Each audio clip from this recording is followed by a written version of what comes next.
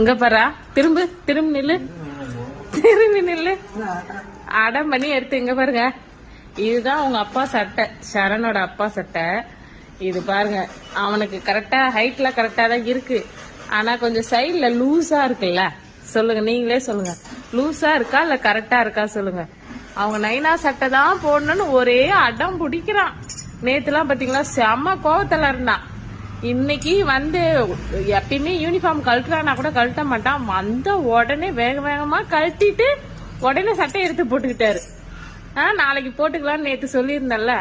அதனால இன்னைக்கு என்ன பண்ணா, வந்து இங்க பாருடா, இங்க அண்ணாந்து பாத்துட்டு இருக்க, இங்க பாரு, வந்த உடனே சட்டை எடுத்து போட்டுக்கிட்டாரு.